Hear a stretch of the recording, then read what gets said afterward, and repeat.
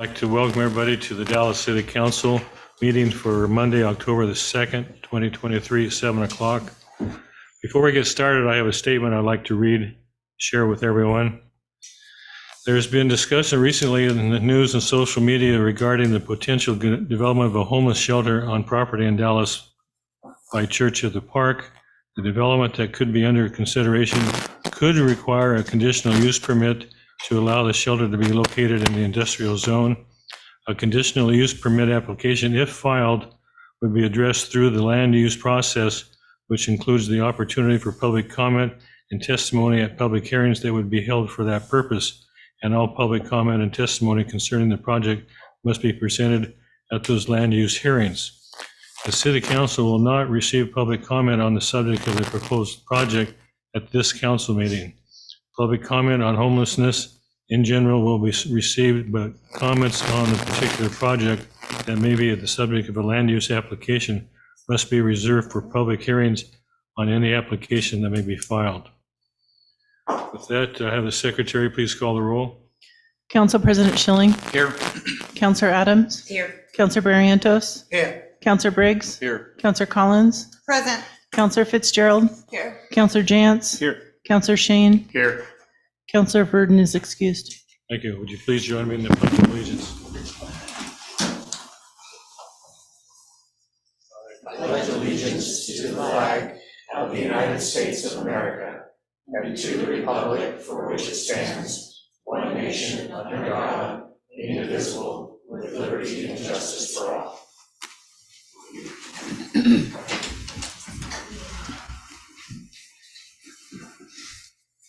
Okay, first thing is the introductions, recognitions, and proclamations. I understand there are none. Correct. So the next item is public comment. Public comment, I will read the instructions. Please provide us with your name and address for the record. You have up to 3 minutes. It is your turn to talk and ours to listen. Please direct all comments to the mayor. The mayor will refer to staff for readily available information or for follow-up as needed. Defamatory or libelous comments will not be accepted. Distractions take attention from the speaker. The audience, city council members, and city staff are asked to focus on the speaker during their time by being respectfully quiet.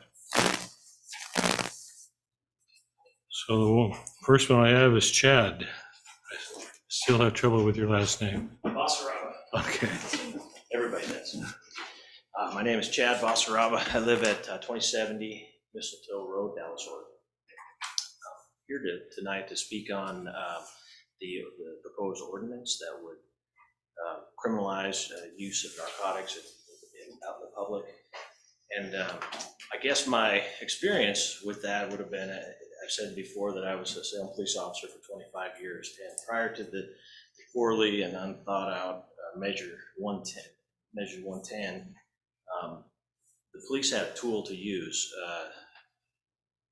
And the commercials, they cracked me up, and it was the same. It came on the heels of the marijuana, make marijuana legal agenda, making it sound like the jails were 95% full of people who just were users of narcotics, and that wasn't the case at all.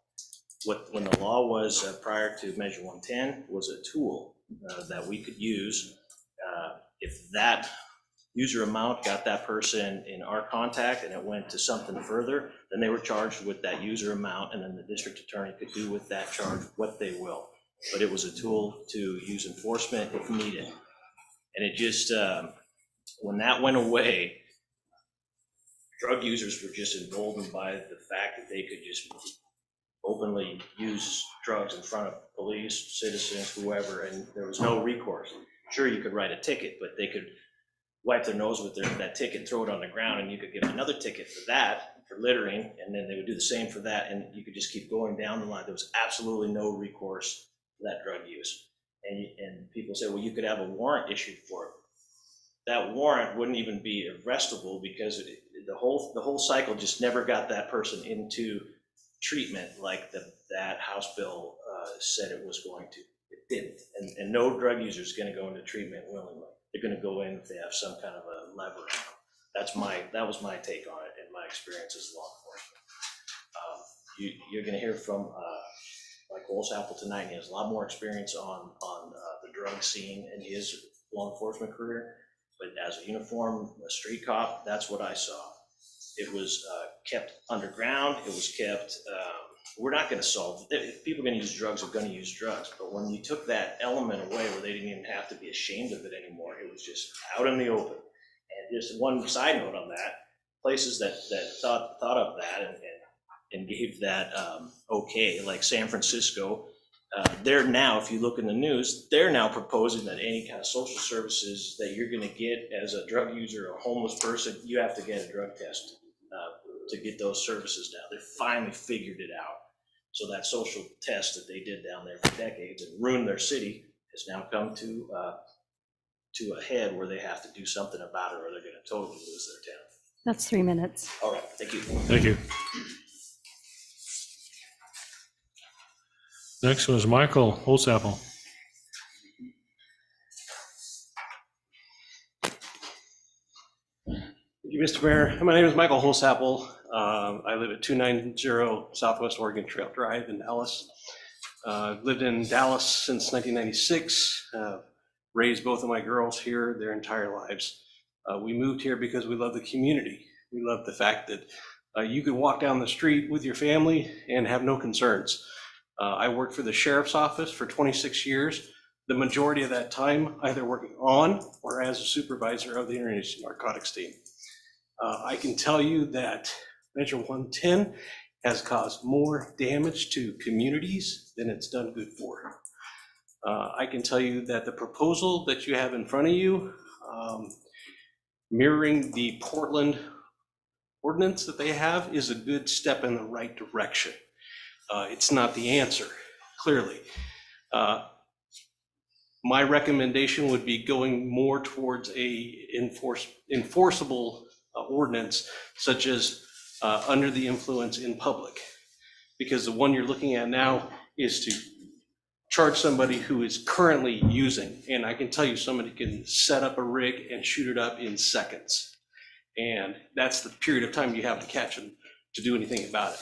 Whereas if you have somebody who's causing public inconvenience, annoyance, alarm because they're under the influence both of alcohol or controlled substances, that's an enforceable thing that you could pass. And so I would encourage you to do this and start that conversation and move towards keeping this community a family-friendly community, places where people want to have their families, raise their kids, be able to go out and do softball like we did for years with our kids and not worry about people coming out of the bushes, falling over themselves and peeing all over the place where you have to see it, and all of those issues that come with the addiction that's open and rampant when there's empowerment, because there's no force behind the laws. So, and I'm willing to open to discuss this with any of you at any time, give you my experience as far as I can tell you when it comes to users, until they're shaken, they're not gonna turn. I've had a mother, I took her to a mirror in her house, I showed her a picture of her with her baby and said, look in the mirror and look in the picture because you don't look like this anymore. You're all sucked up, you're losing your life. And you're not gonna go back until somebody forces you to do it. You have to hit bottom, and you don't hit bottom on your own. Somebody has to recognize for you, hey, this is where you're at in your life.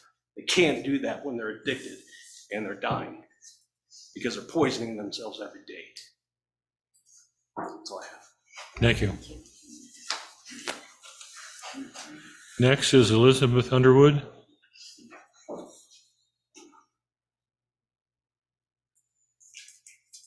Hello, I'm not a good public speaker. My name is Elizabeth Underwood. I'm at 1964 Southeast Gordon Court, and I am the parent of a person who works downtown at one of the food establishments. Over the past few months, I don't know how much you know or if people report to you, there's been 2 overdoses in the bathroom at the establishment where he works. Fortunately, they were found in time to be saved. He regularly goes into the bathroom of his place of work and is assaulted by drug smoke. There are people using drugs in the bathroom, just not at his place, but the businesses downtown. So while you'll take in your families or your spouse or softball teams or whatever, if you're going out for pizza or beer, and you go in the bathroom, you're being exposed to it as well. It's a problem that's going on down there that I'm aware of. I'm concerned with my child coming home, having been exposed to that, potentially exposing my grandbaby to that, me, and animals. I think that putting something on the books where we can enforce the public drug use is probably really important. It's a public safety concern. It's a concern for me as a parent. That's pretty much where I'm at with that. I have law enforcement family. The breadcrumbs have been taken away from law enforcement to find the bigger dealers. My law enforcement family has told me that it's very hard to find the big dealers. We have cartels that are in some of our bigger cities because of this now. They're not afraid. It's definitely an issue that I hope that we address as a city and help make a safer community for our families. That's much all I have. Thank you. Next, Jackie Lawson.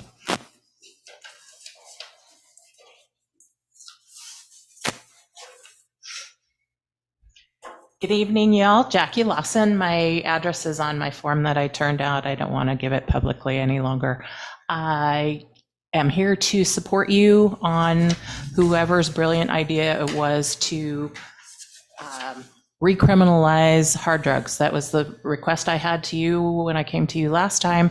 So I'm very, very happy that you're attempting to give our police department something that they actually can use to fight what's going on in our community.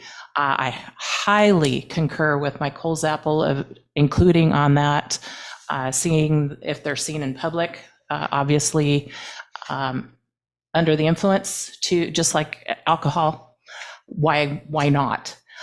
We are dealing with in our business a number of people who actually are clean right now. They use our business, World Gym, so that they can stay clean. When we find drug paraphernalia in our parking lot, use needles and syringes and all kinds of things like that, and people coming out of nowhere, that's not the temptation that they need to have to keep themselves on the straight and narrow. So I highly encourage you to do all you can to give whatever opportunities you can for our police department to have the tools they need to keep our community safe. I thank you very much. Thank you. Andrew Puckett.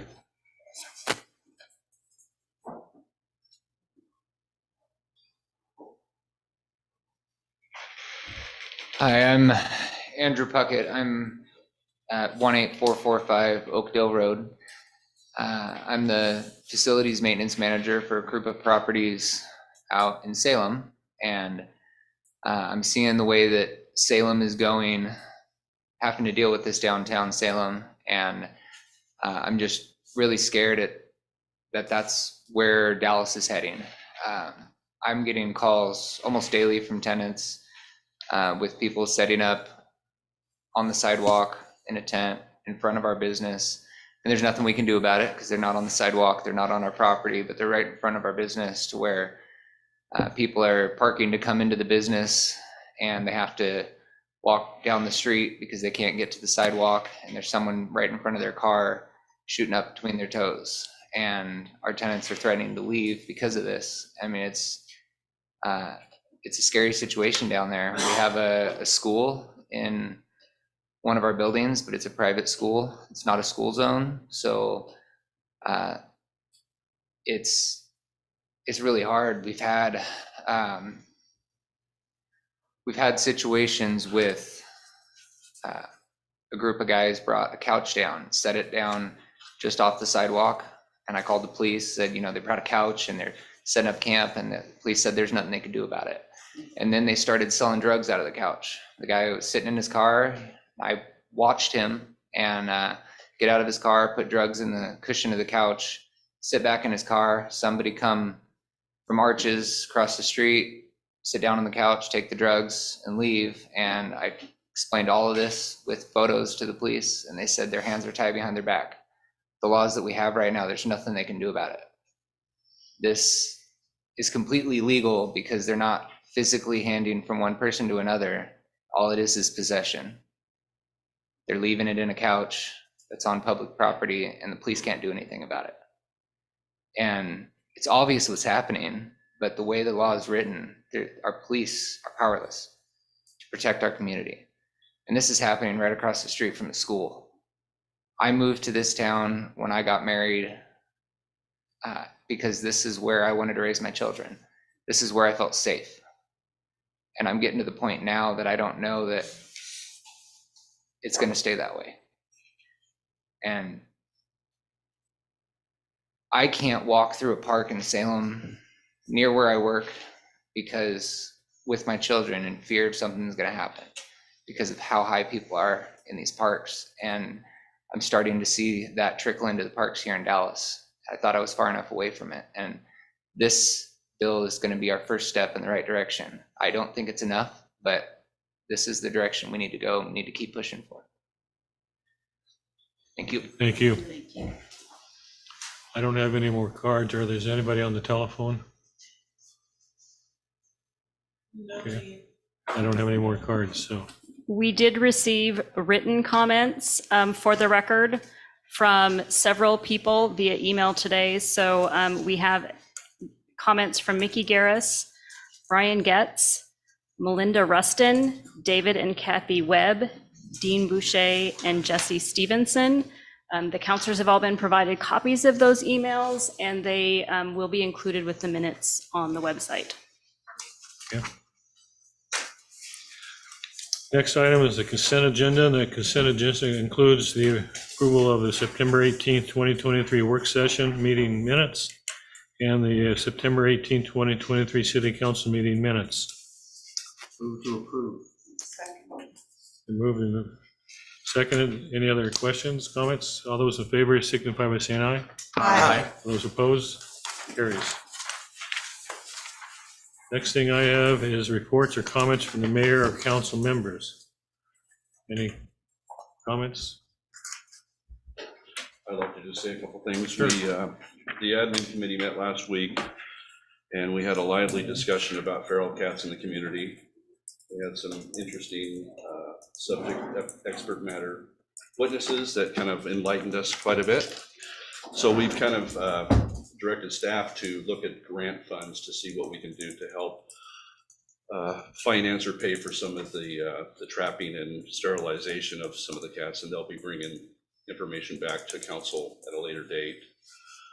We also talked about the city code parking issues that we'll be talking later in on the agenda, and of course we did discuss and passed unanimously the criminalization ordinance that's in front of us today. Any other comments or questions from the council? Okay, we'll move right on to item 7, reports from city manager and staff. So the item we have, as Chair Briggs just stated, last week, the Public Administration Committee discussed adopting an ordinance similar to what Portland did to criminalize the use of controlled substances as defined in ORS 475.005 in public places. As with Portland's ordinance, ours could not be enforced at the present time because it's preempted by state law. The Administration Committee recommended the council direct the city attorney to prepare an ordinance based on the parameters of the City of Portland's recently adopted ordinance. And then we will, with the idea that that would be able to be sent to the legislature to kind of nudge them in the right direction to address it next spring. Any questions? I have one. Justin, if, assuming that we pass an ordinance like we're discussing, at the point where state law gets adjusted, can we automatically then begin enforcing that ordinance, assuming that the state law allows that, or do we have to go through the passage process again? So I believe that if, what you're asking, if we pass an ordinance, it's not enforceable now because of 110, but then the legislature repeals 110. The ordinance should be enforceable then. So there wouldn't be anything else we would have to do? I don't think you would have to do another council action in order to spring the ordinance. The only thing stopping it from being enforceable would be state law. If the state law goes away, it's enforceable. So if we enact it, we're just essentially waiting for the opportunity to start using it. And you're waiting to see what the state actually does. Well, that's what I meant, yeah. Kim? So assuming the state doesn't repeal it, can we do something like drunkenness or under the influence in public and enforce that? Or is Based that, on one of the comments, so if the ordinance was not criminalizing possession, but was criminalizing conduct, basically the equivalent of public intoxication, maybe. I think it depends. I don't think 110 is a complete barrier to that. I think we should look into that further. I like that. Is that not on the books currently, Chief? Drunken in public or? Under the influence? We have an ordinance that prohibits visibly intoxicated in public. Parks only. Yeah. And I would point out, the staff report on page 7 does include Yeah. some of that language that's in our code about public intoxication.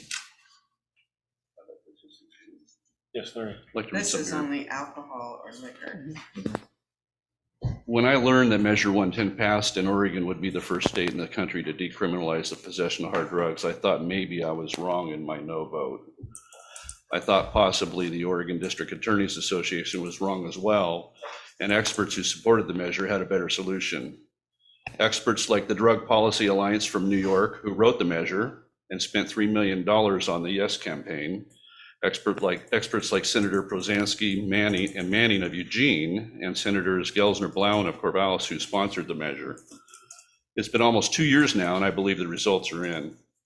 Recent studies show Oregon has the highest nation of marijuana use in youths, the nation's highest rate of methamphetamine use, and the highest in pain reliever misuse. Here in Dallas, it's against a lot of smoke or have an open container in public places. However, it's legal to smoke marijuana and methamphetamines, heroin, or fentanyl. Just think about that for a minute. We can't smoke a cigarette, but we can shoot up heroin. We now have complaints of open use of illicit drugs, needles in our parks and trails, and the overwhelming feeling that we can't freely walk around our town without fear. Our police officers are running from one mental health call to another and have no time to police in our traditional manner, keeping our streets safe. We can no longer rely on our legislature to create responsible laws and code policy to experts from other states. Passing the ordinance sends a message that we are tired of failed experiments that underline the rule of law. I also hope other cities will join us in this initiative to back our town. So therefore, I move to direct the city attorney to prepare an ordinance criminalizing the use of controlled substances in public in the city of Dallas. Second. Been moved to second. Any further discussion? Yes. Yes. In the direction of the ordinance, can we actually have propose two ordinances tonight, to direct for two ordinances tonight? So then after this ordinance, I would propose that we have one for intoxication under the influence of intoxicating substances. That would have to be a separate motion though, would it not? Because it's two different, one's for the controlled substance, making it illegal, one is. Does it have to go back to Larry's? Or can we just have Larry change his? We can You can always amend this. amend If his you'd like to motion. amend it, I'd be open to Well, I amend it. just want to make sure, because it's two. I think you probably could do it as a single that's severable, but it'd be cleaner to have two So we'll do separate it. ordinances. We'll do it. You don't run into a multiple titles issue. And can you work up a motion for that?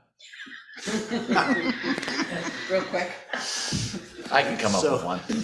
Just change the recommended. Yeah. To fit. So that was my Should we deliberate and vote on this first? and Yeah, then- we've got a motion on the floor. Yes. Yeah, we got a Yeah. motion, a second, so Okay. yes, you had a I have a question. question. So these, actually, I have a point of clarification. So I want to make sure that we all are very clear for all the everybody's, that if tonight we pass this ordinance tomorrow or anytime soon, is this an actionable thing, or what needs to happen for it to be actionable? In terms of enforceable? Enforceable. Okay. So, I mean, first we have to draft it, and Okay. then you'll have to consider and vote on it.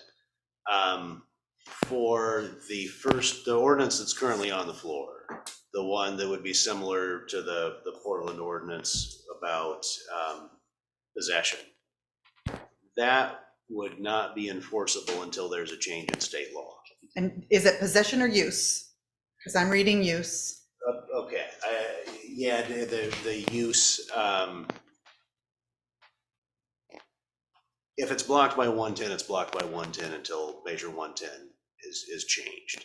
So that Okay, so I will- just want to be really clear for myself and for all the people who can, it's a confusing thing, Sure. is that we can, however many of us are sitting here, we can make this decision and go through the process and vote on it. And yet, we are still going to need for the laws of Oregon to be altered before this is not actionable, enforceable. Okay, thank you. That's the point of clarification. Here's my question. These types of things we have, as Chief already pointed out, we have ordinances on the books that already say you can't be drunk, but unfortunately says only in public parks. How do we, as a community, ensure, what can we do to ensure that there's equity in that enforcement? And I don't know, that I'm looking at you, but I don't think you have the answers. I don't think that's really a legal question in Right. terms of, yeah. That's a policy question. I agree. I'm staring at you because I don't know, but we need to make sure that as we move forward, and I love your speech, Larry, that was very heartfelt, that we're doing this in a way that really leads to the community that we intend to have. So is this fully understood that we are asking the city attorney to prepare an ordinance, and so we'll have the first reading on it at our next council meeting and the second reading at the following meeting? So it's not like it's going to happen tonight. It may not be for first reading at the next council meeting because our city attorney will be out of the office and through the 13th. So we will not have it in time for first reading at the next meeting. Okay, Absolutely November. Yes. yeah. Okay. Okay, I'm going to ask a question. All those in favor of the motion signify by saying aye. Aye. All those opposed, carried unanimously. Yes, sir. I move to direct the city attorney to prepare an ordinance prohibiting an individual being under the influence of intoxicating substance in public. I'll second.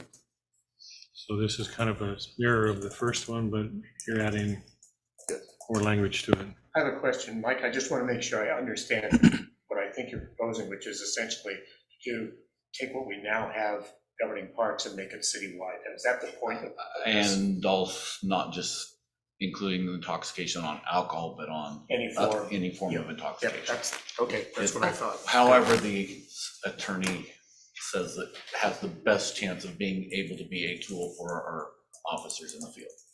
And I assume your instruction is to try to craft something that would not run afoul of measure 110. That is correct. Correct. Enforceable. Kim?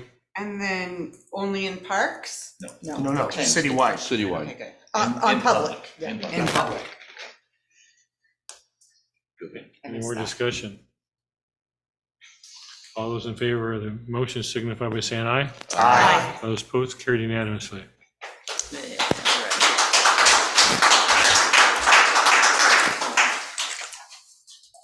Next thing is the first reading of ordinances, ordinance number 1887. An ordinance amending Dallas City Code Section 6.310, 6.320, and 6.325 relating to vehicle parking. Any discussion? I declare ordinance number 1887 to have passed its first reading. Resolutions number 3517. A resolution establishing stop signs on Northwest Denton Avenue at the intersection with Northwest Jasper Street. Any discussion? Just for clarification, I'm pretty sure the answer to this is yes, but we're talking about adding 2 stop signs to that intersection in the east-west direction, since we already have them both south. Just making sure. Which, another question, which makes a 4-way stop, right? Yes, that would make it a 4-way stop. 2 + 2 is 4, yes. Thank you, Mr. Mayor. Oh, I'm glad you're here to tell us these things. The accounting expert here. That's why we have wisdom. I'm a graduate of this system.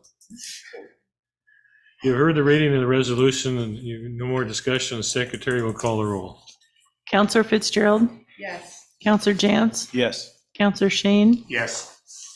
Council President Schilling, Yes. Counselor Adams, Yes. Counselor Barrientos, Yes. Counselor Briggs, Yes. Counselor Collins. Yes. 8-0. Declare the resolution 3517 passed by unanimous vote. Any other discussion for tonight? I declare this meeting over.